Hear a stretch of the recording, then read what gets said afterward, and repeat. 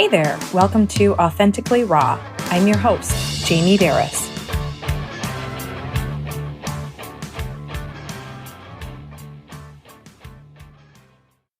Karen Floyd, Transformational Coach. Welcome to the Authentically Raw podcast. How are you? Hi, Jamie. Thank you so much. I'm delighted to be here. So I'm very happy. It's a great start to the week. Thank you for having me. Most definitely. Absolutely. And I asked already, I told you how beautiful your accent is. So tell our audience, first and foremost, where you're originally from and where you have the privilege of living now. Yes. So I'm from Liverpool in the UK. And right now I'm speaking from the subtropical paradise island of Gran Canaria off the west coast of Africa. Oh, sounds blissful. Amazing. So tell us more about you and what you do. Yes, so I work as a transformational coach, working with female executives who need to restart in life, either professionally or personally, after a loss or a major life-changing event. Okay. So I know that you had some major life-changing things. And yeah, how did you get to this work? Did you go through one of your own transformations? Yes, I believe I've had multiple transformations throughout my life, reinventions, having to restart after life-changing events such as divorce, etc., career loss. And then I've always kind of just fallen into the next thing without being very intentional of where I was going next, despite having the tools to be very intentional and conscious about it. But then more recently, when I found myself in a situation where I was suffering with the grief from the loss of my mother, my father, and then an almost 10-year relationship with my personal and business partner. And I don't have any brothers or sisters. I don't have any children, and I live in a foreign country. And despite having a fantastic support network around me, I felt so alone. And I literally spent weeks alone, bringing together all the things that I'd learned during the past 25 years of spiritual development and my global career in international business as a leader. Kind of brought together the best of everything I knew and then just started implementing it day by day, consciously, setting the time aside. And I was amazed at how much better I felt so quickly. And I was like, oh my God, thank God for this. I want to share. So I pivoted from coaching executives in communication coaching, executive coaching, to focus on women, because I thought there must be so many other women who find themselves in a situation like me at 52, going through the perimenopause and everything that brings, having lost all of those things, including nearly losing yourself. Right. And so I was like, right, I want to help those women. Right, exactly. And I think even we don't necessarily have to hit that spot where, we've lost loved ones, or, a relationship has ended, or, there doesn't even have to be these big monumental things that have happened, in the recent, time, to all of a sudden feel stuck and alone and, directionless. What am I doing here? Where am I going? I don't feel fulfilled. I'm a wreck. I'm, all of these things, to want to say, hey, it's time. I want to transform my life, but I don't know how. I don't have the tools, which can sometimes make you feel even more alone and lost. And here we are. I mean, how often do you find that you have people that come to you, like at what stages of their lives, or what do you see most? Great question. It really does depend on the individual, as you've just highlighted. We don't have to suffer a major loss or breakdown to feel a bit stuck, lost, alone, confused, directionless. Absolutely. So people come to me feeling how you've just described, but then also feeling that they need to completely start from scratch. So from that end, one example I have permission to share is with a young lady who, well, she's 40, so still a young lady in my book. Not even halfway through her life. So we started working together 3 years ago, and she came to me at the time wanting to advance her career. She wanted to transition from one tech company to a larger global tech company in a leadership role.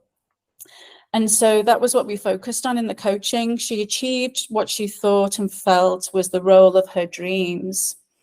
Unfortunately, to find that it was quite the opposite. And because of the trauma that she experienced in that role, she ended up seeking psychiatric treatment. And she literally had to start from zero in every way, shape and form. She could not go out alone. She just could not go out at all for quite some time. Really, she needed a lot of support.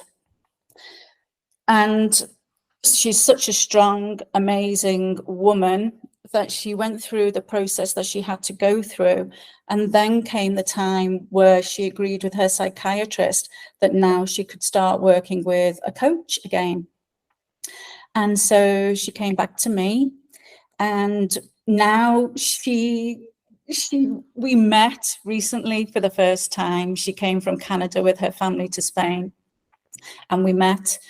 And she's just written me the most beautiful testimonial about how working with me has literally transformed her life.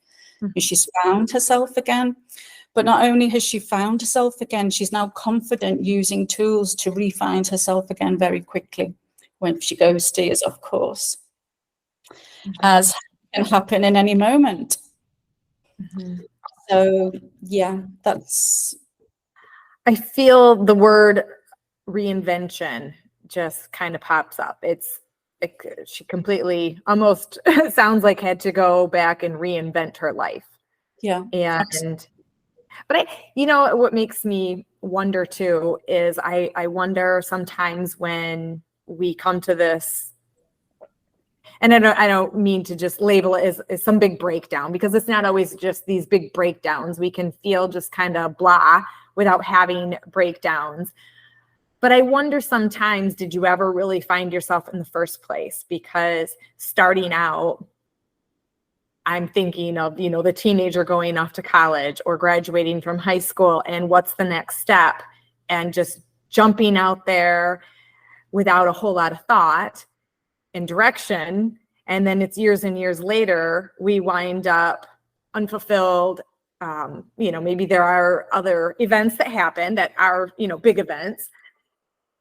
And that's when it actually hits. And we never were really on the right path in the first place.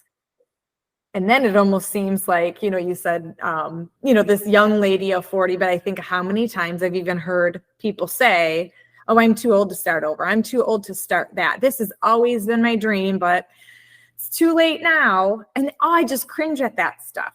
I actually just before you, I had an interview with a woman in her 70s, and she does all this legacy work. And I'm thinking, oh my goodness, I have a lot still to do. And I have got decades that I can do it in. What a privilege. Like, there's no hard cutoff, and we do this to ourselves. And it's so unnecessary. If anything, I think it is one more block in the reinvention, or just is it necessarily reinvention, or is it just invention of ourselves? Yeah. I mean, if you look at it on a kind of biological cellular level, we're constantly reinventing ourselves. We're constantly getting new and fresh cells. So it would make sense that in every other aspect of existence, if everything is energy, that we're constantly transforming in one way or another. Right. Yeah. I'm curious, did this woman change her course completely? Did she just make modifications? What happened there? Now we're gaining absolute clarity on aligning her heart with her mind, so that she has heart-mind coherence and truly can follow and implement what her passion and she feels her purpose are. rather than just going back to where she's been before or going to somewhere else doing something similar. Yeah, so we're taking it as an opportunity to rebuild from scratch in every way, shape or form, even including interactions with people. And actually, this is what she said to me in our last session, that we've done so many things together and we do so many things together. And she said what's really helping her the most is just a very simple practice that I shared with her. So as part of her daily practice, I told her that this is what I do for myself and this is what I share with other people. I like to start my day intentionally, and it starts with, gratitude and sending out a vision for how the day is going to be. And as part of that vision, I will use like simple mantras, something like, everybody I meet is happy to see me. Everybody I meet is helpful and happy. Everybody I meet is cheerful and peaceful, whatever it might be. Because she was having difficulties interacting with people again after being isolated for so long. And she said that as soon as she started to implement this practice, hey presto, that's what was happening. And then suddenly she was able to resume hobbies that she really enjoys that involve other people, just activities with other people in general, interactions. And so she said the other day that that's something that is really helping her transform. So simple. Yeah, and she's sending that out. Therefore, she's changing. She's showing up as a different person. She's actually being that person too and putting that energy out, and she's receiving it. Yeah. And being intentional about it and starting her day out that way. Yeah. I love that. I love that. So you mentioned the heart and the brain, and I was reading through some of your blogs, and you use the word harmonizing the heart and the brain. Tell me about that and how it helps. Okay. So lots of times people think, or we think, that we want something. So let's say a particular job. And we might be at university studying to be an engineer. And then when we get to be an engineer, as you so mentioned earlier, people, just go through their careers and then end up feeling unfulfilled. And that often comes at a stage when the novelty of having a salary, and then, you have more responsibilities. And then a lot of people get to a stage in their life where they start to question about what else is there. And when they get to that stage, if they absolutely don't love what they do, if they don't feel aligned with their passion and their purpose, then we can start to feel dissatisfied and going through the motions, and then that can become a perpetual cycle. But for other people who recognize this and choose to do something about it, then there are techniques that we can use to simply via specific meditations. And before I talk about using the meditations in imagination, for those who don't know, I'd just like to say that it's so well documented out there that the brain and the body can't tell the difference between what we imagine and what we actually experience. And that the energy of the heart is 5,000 times more powerful than the brain. So if we're only ever up here with our desires, for example, and we're not in here, then, that energy is very limited. And the energy is what puts things in motion. Emotion, energy from the heart, energy and motion. So that makes things align more quickly, because things don't take time, they take alignment. And so this is all about aligning the heart with the mind in terms of really gaining clarity on passion and purpose. And one way to do that is to do it via a meditation and to have thought about different scenarios using the brain. And then coming from a heart-centered place via meditation, using the imagination to position ourselves in each of those scenarios, preferably with no bias, and preferably really feeling into everything as much as possible. So all the detail, the sights, the sounds, the colors, the tastes, the aromas, and the feelings above all. And then to do an analysis of that, see how it feels, but you feel it in your body. So the body is so intelligent. The body often communicates the truest of emotions and feelings.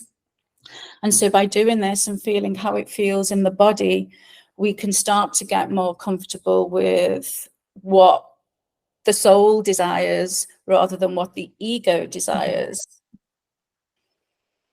And that's one way to do it. So do you start out asking questions, say, you know, what is your vision? How do you go from being more up, you know, in your thinking brain to being more down in centered into your heart? Mm-hmm. So questions could be things like, when you were a child, how did you love to spend your time? What inspires you today? What do you think you could do to contribute to the world, or how would you like to contribute to the world? If you had to write your eulogy, what would you want it to say? That's a big one. Definitely. Yeah. Because our brain tells us what? Something totally different. Yeah. So like, what does the brain usually say versus those questions that pull out what your heart is saying? So oftentimes the brain will say, I want to be successful because I want to travel, I want to have money, I want to buy nice things, I want people to see me as being a successful person. Whereas the heart might be more inclined to think, well, really, I'm not that bothered about money deep down, and I'd much rather not have to worry about what other people think of me. And I'd rather just be left quietly to paint nice pictures of the beach and write my book. Yeah.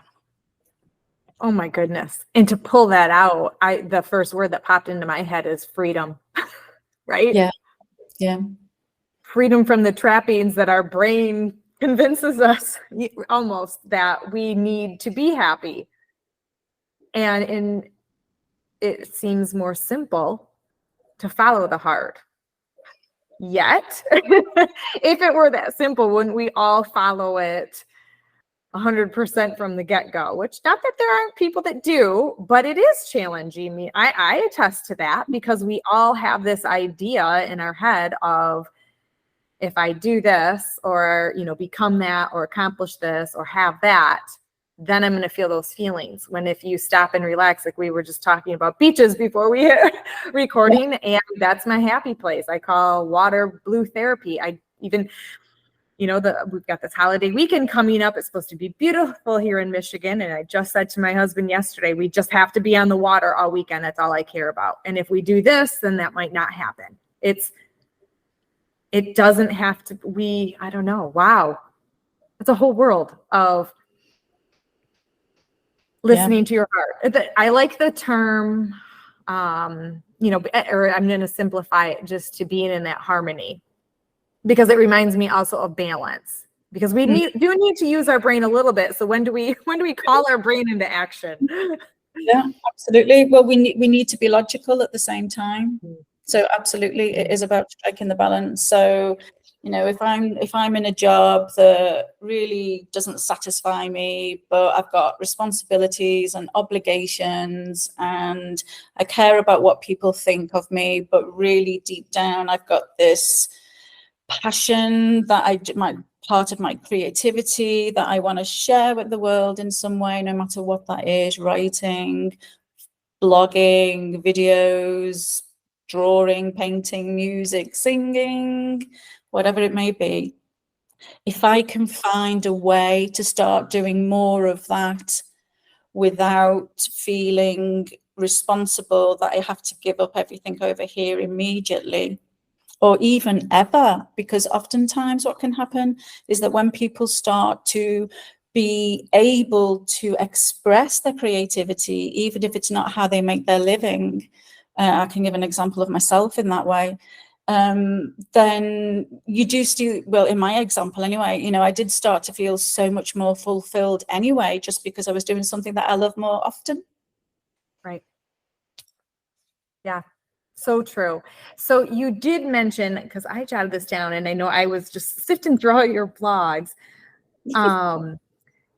There is the do you call it with your dreams? The synchronizing or I don't know the exact term of how you say that, but where does that come in? I mean, because I know you're talking about, dreams while you're sleeping, but then, I mean, we've got dreams while we're awake. Yes, How does absolutely. this all fit into our master plan for our lives? Yeah, so I've held a fascination for dreams since I was a small child because I had precognitive dreams. And, I would have this powerful dream. I would go and tell my mother. It was usually not very positive. So, nobody liked what I was telling them. So I was asked not to do it anymore. But anyway, they did come to pass. So I realized, there was something about these dreams. And so I've held a fascination ever since. And then I started working with the world's most famous dream shaman. If anybody's interested in dreams, check him out. His name is Robert Moss. He's Australian, and yeah, he's considered to be the world's best dream shaman. So I became one of his certified active dreaming teachers.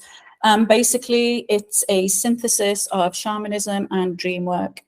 And we teach people how to work with their dreams on a very deep, profound level. So whether that's your sleep time dreams or daydreaming or dreams that you consciously intend to have by changing the brain waves from beta to alpha to theta to a theta state.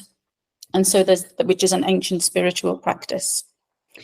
And yeah, so we teach all sorts of things about how to work with dreams, and we can work with them to receive messages, for healing, to send healing to other people, just to have fun, to experience different things. And then we also have lucid dreaming, which is actually when you become conscious that you're dreaming, which is a wonderful experience to have.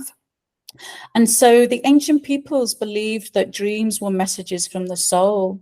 And so therefore it was very important to be in touch with one's dreams without letting anybody else interpret the dream, because only the dreamer ought to interpret the dream. But there are practices and techniques that are especially powerful in groups, when you have a whole group of people and you're sharing dreams. And it's a technique that from Robert Moss. It's called the lightning dream work process. Very quickly to take somebody through their dream in a particular way to gain more insight from everybody else who's around them. And how that works is phenomenal. And then there's also lots of things you can do. You can enter somebody else's dream with their permission. And as a group, that is also very powerful. There's synchronicities that happen, just like blow people away. It's very magical. Yeah, and very healing. Like, for example, people who suffer from nightmares, we take the view that a nightmare is an aspect of your own power, your own inner power, your own inner strength trying to find you. And whilst you haven't identified what that is, you're ignoring it, and so it might come back. And I remember one particular case, I was actually holding a workshop in my home city of Liverpool, and a lady came because she'd been suffering with a particular nightmare for about 5 years, and it was affecting her relationship with all of her family and her professional life. And she knew nothing about dream work or spirituality in general, as far as I remember. And it was a friend of hers who brought her to the workshop. And we were together just for a few hours, and by the time we chose to work on her dream, and by the time we left, this was a recurring nightmare for over a period of 5 years that was really affecting her health. And at the end of the workshop, she left and said she looked different, she felt different, and she never had it again. Wow. Yeah. So I have a few questions here because you said even, say a nightmare or something, it's your inner power, correct? Yeah. So I think my question, just to start there, would be, how do you find out what it is? Like, what is that inner power? What's it trying to tell me? And, do I get to decide? Am I going to try to decide and steer my way? Oh, this is what I think it's going to mean when it's really meaning something else. Like, how do you navigate these dreams and decipher? Well, Especially, let's concentrate on that because you had the nightmares. So what is even your own story of how did that evolve? I wouldn't say that what I had were that they were nightmares. They were just unpleasant dreams. Okay. So I don't view them as nightmares, but some people who I would term as an unpleasant dream, they find them really scary, and it can affect them long term.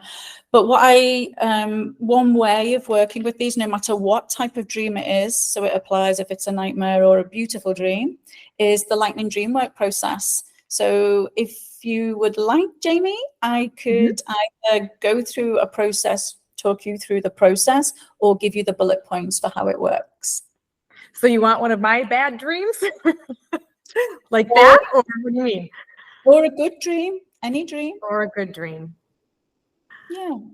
Just Oh. any dream you would like to know more about.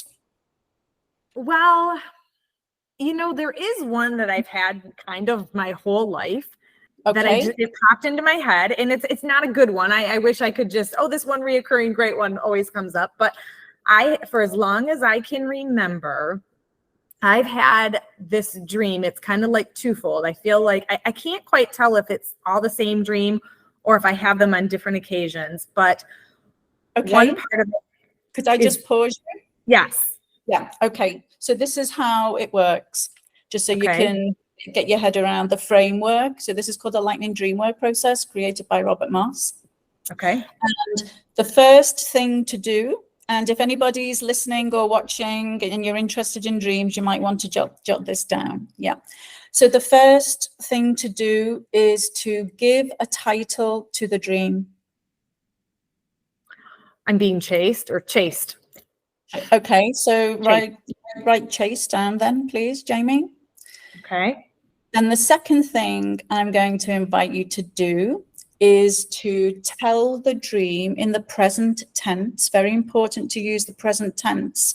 So, dreams are living, breathing things. So we tell them in the present tense for this exercise.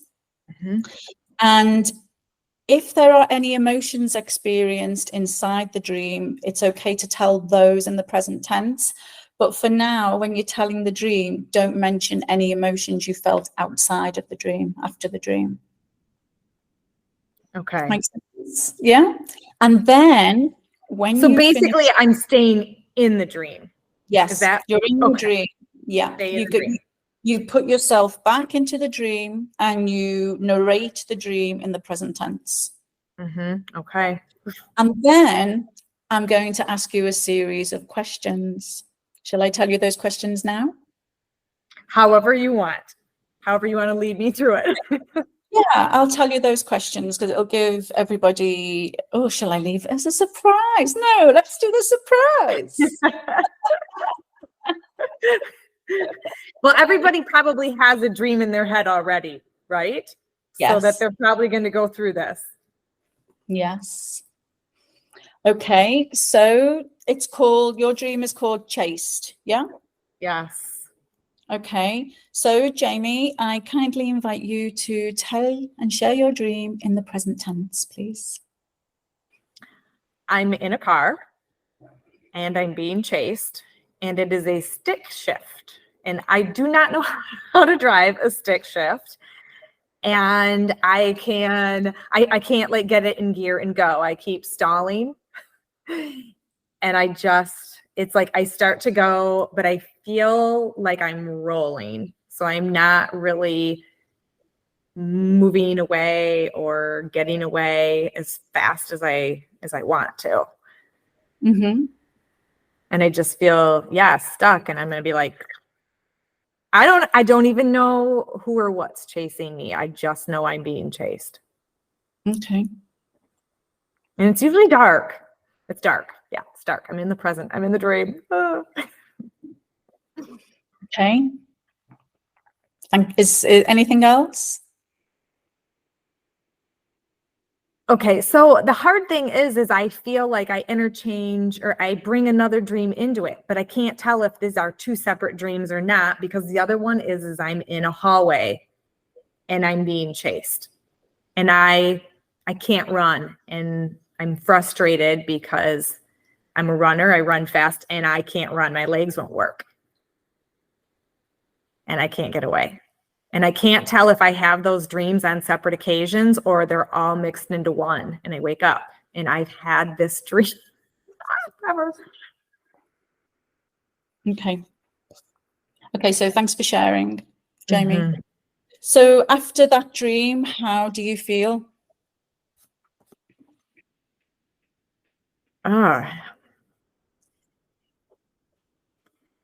Frustrated, I think, would be frustrated and scared. Okay. In a sense of gnawing, like, what is it? What is it oh gosh, what is it I'm running from? Like, what's chasing me? Because I don't know. It's not that I can't see a person, I can't see something, but I'm being chased by something. Okay. And you've already said that this is a recurring dream and that there's an overlap in the car and the hall. But the next question is, what do you recognize from this dream, from other dreams, or from everyday life? Any repeating themes or places or anything? But you've already said that, so you've answered that. There are repeating things. Okay. Mm-hmm. So my next question is, could any of this happen in the future? Well, I suppose because I still don't know how to drive a stick. So maybe I should learn, for one. And I guess for two, I could be someplace where I'm in a hallway and someone's chasing me. So that it could possibly happen. Okay. One thing that's different is that when I'm in the hallway, it's light. When I'm in the car being chased, it's dark. Okay. And the final question is, and we'll recap these afterwards, what would you like to know about this dream, Jamie? Who or what's chasing me? And I guess, yeah, I think that would maybe the question, yeah, what am I running from or what am I running towards? Like, probably a million things. I could keep coming up with so many. I'm a deep thinker. That and yeah, there's like, what am I not seeing? Okay. Because I'm stuck there. Like, I can't get anywhere. Okay. Like, why can't I run away from this person? And what am I supposed to be running towards? That's maybe that safety. I've never even asked myself these questions. So I can't even believe I got that out of it. Okay. So the next part it's called If It Were My Dream. And so this is where I say to you, pretend that this is my dream. And I think, okay, if this were my dream, I might think about that. I might research this. I might wonder about this, whatever it might be, without telling you how to interpret your dream. So the idea of it is that it will, whatever lands with you, whatever resonates, can help you give more insight into your dream. Okay. Now, this is so powerful in a group setting, like I said. So let's see how we go. Okay. Yeah, because in a group, everybody would just be throwing out like their interpretations, correct? No, not their interpretation. They would have a go at doing, if this were my dream, I would think about this. Yeah. So you would get a broader input. Yeah. Okay. You've just got to stick, you've just got to stick with me for today. Okay. That's all right. Okay, Jamie. So if this were my dream, and I know that it's a recurring dream and that the themes reoccur, and that I've just heard today that oftentimes what scares us in the dream is an aspect of ourselves. So I would start to ask myself, what part of myself am I running away from? And because you mentioned a car, I would want to look at the condition that the car is in when this is happening, because oftentimes vehicles and buildings kind of represent the physical body, the house that we live in, our own personal transport. So I would want to think about what condition is that car in? What's that trying to tell me? I'm curious that if it were my dream, I'd think it's very curious that it's a stick shift when I drive an auto. I actually only ever drive an auto as well, so I can imagine how that feels. But that would show me that actually, yes, I can do this thing that I think I can't do. Because here I am doing it time and time and time again without anything bad happening to me. Yeah. So I would want to look at that, and the fact that it's dark, I would think, okay, if this were my dream, there's something in me that I'm not recognizing that I can do that I think I can't do. And that's really clouding my, it's a darkness. I can't see the answer that I can do it. And so then when I think of being in the hallway and that's light, now I'm thinking, okay, so I'm thinking of duality. So maybe one time I think I can, another time I think I can't. And so I oscillate between those. And I would ask myself, why is it that I feel that I can't? I'm a great runner, and here I am thinking that I can't do it, even though it's light. So for me, if I think about this, there's also, if it were my dream, a juxtaposition of being able to do something, but it's dark, and then not being able to do something, but it's light. Mm-hmm. So if it were my dream, I would use my imagination to go into the dream and to literally make it into whatever I want it to be. Mm-hmm. Because we can do that with any dream, actually, quite literally.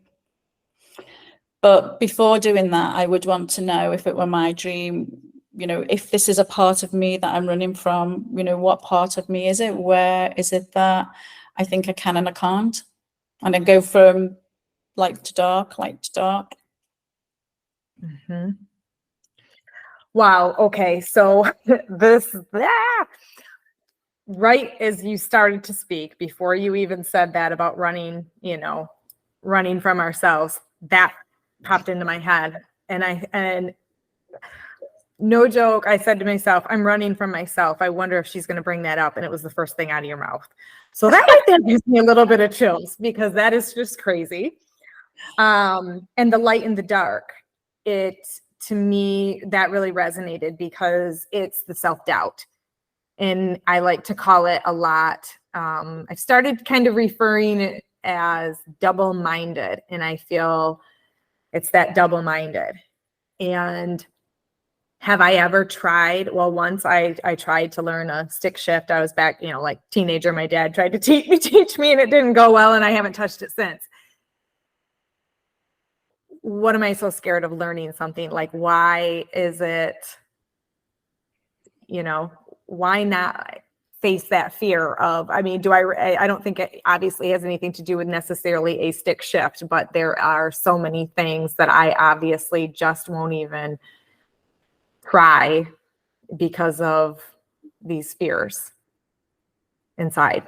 Those are the things that really popped up. But also that dark and that light, more than just maybe the double-minded or self-doubt that will creep up, is feeling kind of paralyzed and indecisive because of the dark and the light. I think, I think I can, no, I can't. Like it's that frozen feeling. And I think in the dream, same thing, that not being able to move, like I can't run. I can't get this car going. I'm paralyzed. I'm stuck. Those are the big ones that really came out. So now I just snap my fingers and dream a different dream, right? It's that easy. No, what do I do now? Basically, if I were you, I would find, your own way that you go into meditation and just use your imagination to put yourself back into the dream and to change it into how you want to be. And based on what you've just said, Jamie, I would also say that it came and it went, what I was going to say. It was to do with when you said about, the thoughts we can and we can't. This is what I wanted to say. So when we are in that state of, yes, I can, and no, I can't, and yes, I can, and no, I can't, literally, if we consider ourselves to be radio transmitters, we're constantly communicating with everything and everyone, including the universe.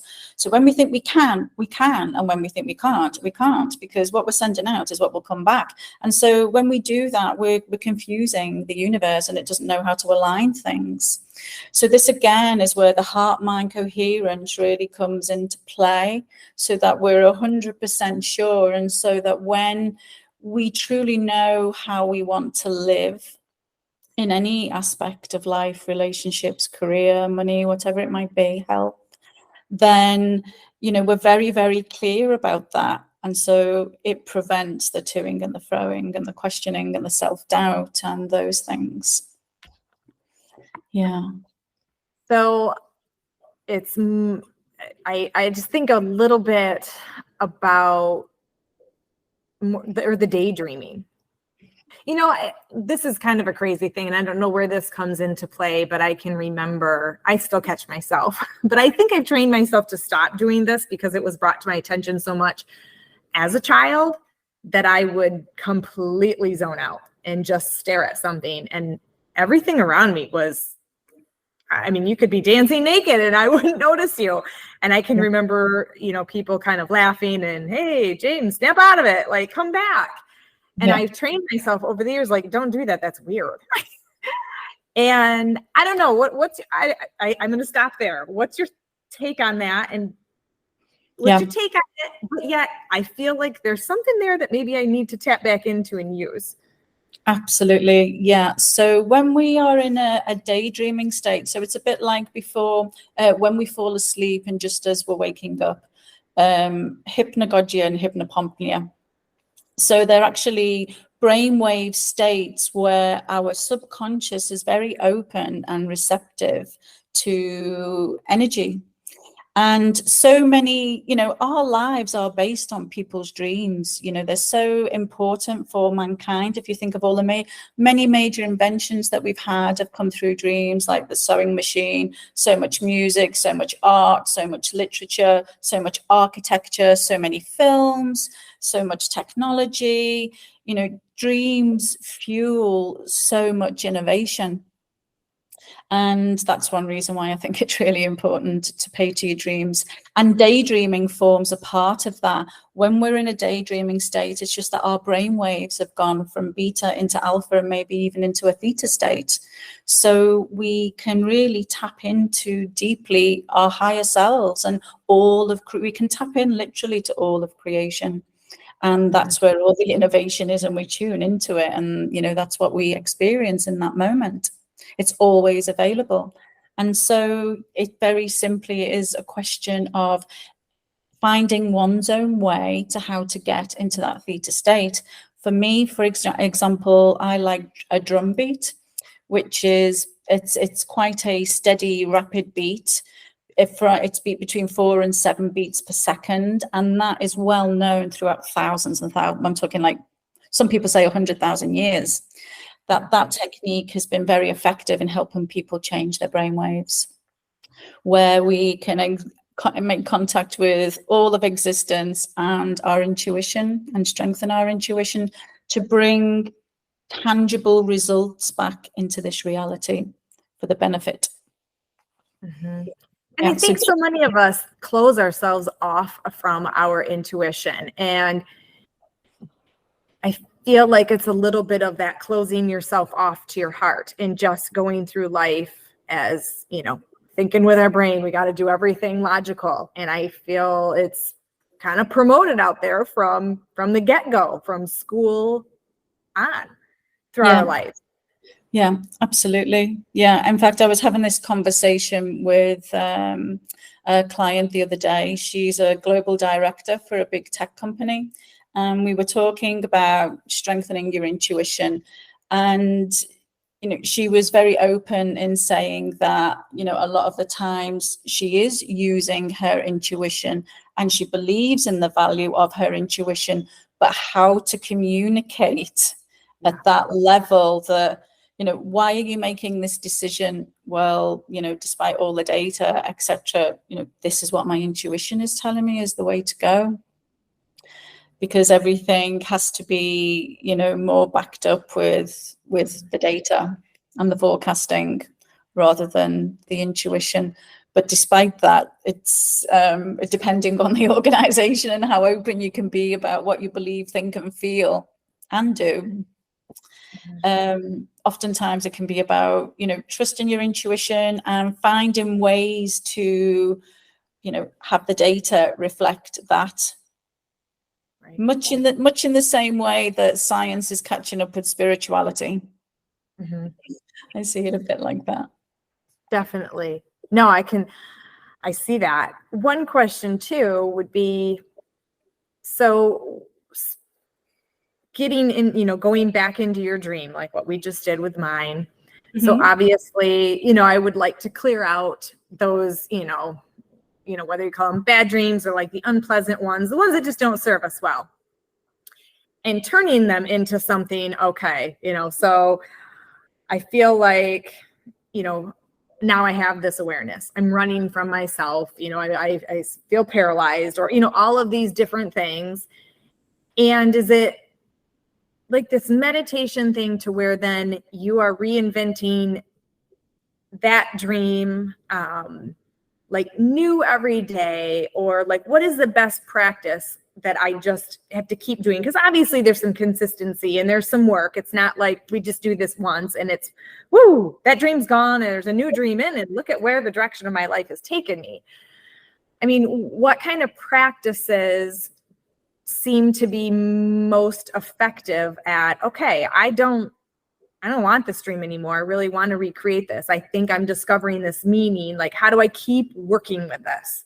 It can actually not take very much time at all to have a dramatic influence, because as I said, things don't take time, they take alignment. So providing you've got the energy there to put things into motion, you know, things can happen very, very quickly.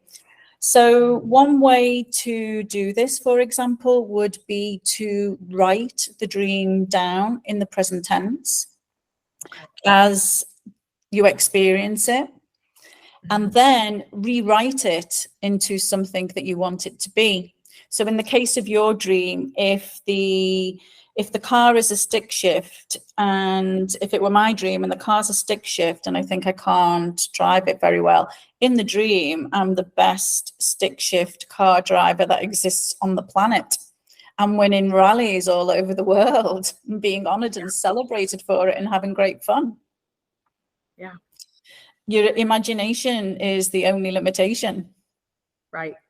And I can see even just how that would evolve. Every time you want to revisit that, it could evolve into, you know, just better things and spill out into other dreams. So say we're not working with, you know, a bad or a negative dream. We're working with, oh, I always have this, you know, dream that I'm floating on a yacht in the Caribbean, you know, we were talking about the beach and stuff. So how does somebody kind of go in and use that to create more of what they want? Because yeah, if you're feeling just that stuck and, you know, what am I even doing with my life anymore? Is this really what I want to be?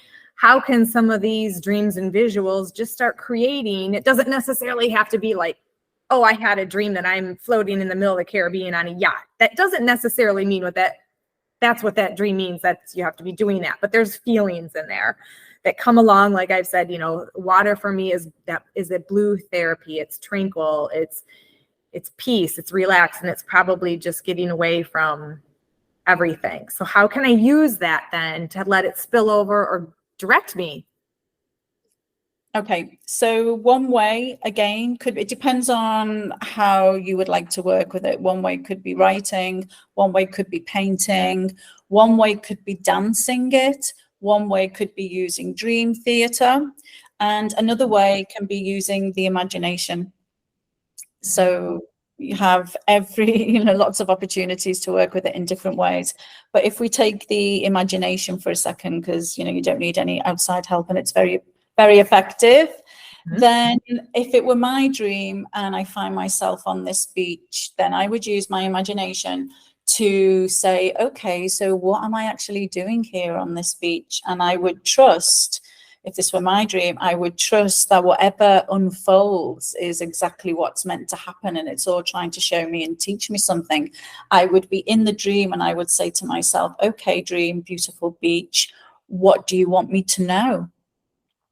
And I would be receptive and listen for that and experience that. I would have fun while I was there. I would be diving into that water, and me personally, I would be off swimming with the mermaids, and I would be off to visit the mermaid queen and take her a gift and give her thanks for all the beautiful gifts of the ocean, for example. And I would... So can I ask you a question from that right there? So how could you translate that into maybe something that you need in your life? Because when I hear you say that, I think, oh, so on dry land, maybe like, okay, if this is my dream, maybe on dry land, this could mean that I'm going to feel joy and fulfillment by, showing my appreciation, whether it's through a gift or just, to other people in my life, or what is, I don't know. Are you following me there? Yeah, so we can use the dream to explore more of, what are you trying to show me? What is the message from this dream? How can I take what this dream is offering me back into my life to benefit? And so it's about asking questions of the dream and observing any dream characters that might appear, because oftentimes they are versions of ourselves that we can easily recognize and understand. And ask the big questions. What do I need to know right now to propel me to the next step in my career? And be open to symbolically receiving those messages. It might not be kind of like hard facts and figures, like apply for this job on the internet tomorrow. It could be more abstract and symbolic. So it's about using also the technique that we've just done, the lightning dream work technique, to work with actually any situation in life. It doesn't have to be just dreams. You can use that technique to work to get more information from other types of dreams, so daydreams, let's say, or visions or meditations or life situations even. And yeah, so I would continue to use that technique after having used my imagination to put myself into this dream scenario and asking myself the big questions. What can I do right now to move myself forward in my career? How can I improve this relationship? Show me the next step to better health, whatever it might be. Right, exactly. Because I think when we're stuck, it is taking that time to, number one, where is it that I'm actually feeling stuck in life or alone or need to kind of, invent myself all over again? I think a lot of times it's slowing down and just asking those questions, because we might think it's career related or relationship related, when really it's more of a spiritual path that I need right now. But we don't even know. And because that brings on that sense of just kind of feeling lost and alone, because you're not even tapping into your intuition and pulling out who you are. Yeah, exactly. One of the things that I absolutely love about what you do, Jamie, and how you express yourself is the importance you highlight on, you have to be right on the inside before you can be right anywhere else on the outside. And so, I truly practice and believe that as well. And that's where I come from. So in addition to using, all of the traditional coaching tools, all the models and frameworks and things like that, to have the 3D dialogue I really believe that incorporating more of the invisible work that we can do, just because it's invisible, it doesn't mean it doesn't get results, and it gets results fast in my experience. So I think it's all beneficial. I like to draw from it all and bring it all together to amplify the impact. It amplifies the impact, I believe. And you saying the invisible work, the thing that popped right into my head though is doing that invisible work is very visible on the outside. And you can tell who does, and you can tell who doesn't, and you can see in yourself when you start to. Yeah. That stuff out there, the visible stuff, just happens because you've done the invisible stuff. Yes, exactly. And it feels good to do it. It's a lot less work than trying to be out there all the time. Yeah, this is it. So when I hear from people, oh, no, it's going to be too much work for me too, and I'm like, okay, but it's actually enjoyable and it's great fun. Mm-hmm. You can have so much fun with it. People often have hang-ups about meditating because they think, you have to completely empty your mind of thoughts and, just be perfect and without thoughts for extended periods of times. And I'm like, no, you can literally turn so many things into a meditation if you're conscious and aware. One of my favorite ways is I love to use my imagination. I have so much fun in my imagination, and I can do so much there in so little time.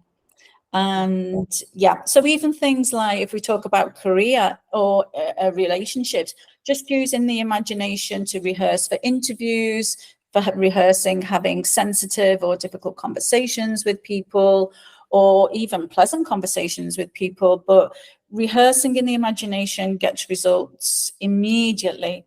And this is why top athletes and public speakers believe in the power of their imaginations. It's well demonstrated. I think in sports psychology, they call it mental imaging, for anybody who wants to research into the topic.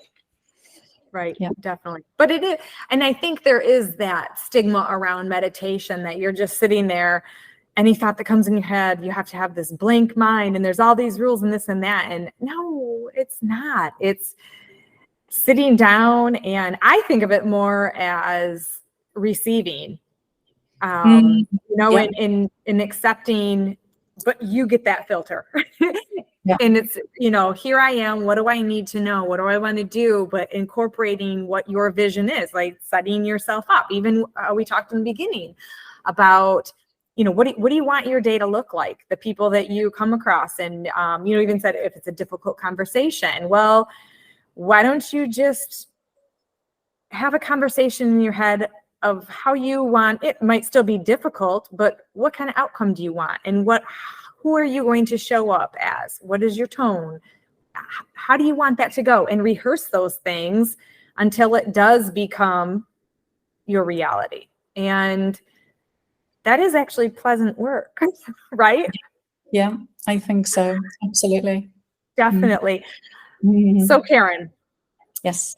What type of, just to kind of wrap up, I'm going to put all this stuff in the show notes and everything too, but what types of transformational work do you currently mostly do? Or I know you did a lot of the executive stuff. Are you still doing that? And how is all of this? Because we did go a lot down dreamland here, and I don't want to make it sound like you're just a dream worker, but you are. No. So tell us about that. Yeah, so what I'm about to launch right now is it's a new program called the Inner Compass program, and it's basically 8 weeks to transform yourself from the inside to the outside, whether that's in relationships, career, after particularly a difficult time for people who are feeling stuck, lost, alone, maybe confused, and they want to find their North Star and gain clarity and have the courage and the conviction and the commitment to follow their North Star and to chase their dreams, whether they're in here to manifest up there. Most definitely. I love that. Love that work. And the one word I really picked out of that one too was commitment, because you have got to make the commitment to yourself. Yes. You know what? if you want to live a life that you desire, you've got to commit. Absolutely. And Yeah. so Be worth consistent. it. Yeah. And consistency. Yeah. And that's where having a partner really helps, because it's not easy alone to always maintain that consistency and commitment. And, that's where people like you and I come in to be of service to others who do want to achieve that transformation. Right. Because I think a lot of times too, it does seem hard. Like it's so far out of our reach to have a life that, the word happy, like I just want to be happy. I want to feel fulfilled, or just these simple little things. And sometimes it seems so far out there, and it's not. It's But not. we have to stay committed to what that actually is. So, thank you so much, Karen. I love it. Thank you. I'm so inspired now. I'm going to really start looking into this dream stuff too. But so real quick, I know you've got a website. What's your website? Yes, very simply, coachkarenfloyd.com. And anybody who goes to the website can receive a free ebook called How to Win at Life, which is a shorter ebook that kind of gives all my top tips and tricks for leading one's best life. Awesome. Yes. And definitely go there anyway, just to check out all the blogs, and there's some fascinating stuff in there, and all your information about your programs and everything's right there on your website too. Yes. Fantastic. Yes. Oh, well, thank you so much. I absolutely loved this. Thank you, Jamie. Me too. Thank you so much. All the best. Love to everybody. Thank you so much for listening to Authentically Raw. I'd love to hear from you. Shoot me an email, jamie@jamieberris.com, and let me know what episodes resonate with you and why. Are you a people pleaser? If so, I need your help. Please, I'm writing a book about people pleasing titled The People Pleaser's Guide to Pissing People Off, to improve your relationships, especially the one you have with yourself. And I'm looking for personal stories of how people pleasing has impacted your life, or sucked the life out of you. Maybe people pleasing has held you back, caused you to feel resent, regret, anger, powerlessness, or just plain exhaustion. Let me know how it's impacted your life. Who knows, maybe your story will inspire my writing and grace the pages in some shape or form in this handy dandy little guide. Also, if you enjoy the Authentically Raw content, please support the show by following and leaving a review on Apple Podcasts. Simply scroll down through the episodes and you will see where to do so. Want to learn more about life coaching? Head over to my website, jamieberris.com, and check it out. You can also follow me on social media at Jamie Berris for lots of inspiration and empowerment. One last thing, I'm rooting for you. Be real, be raw, be authentic.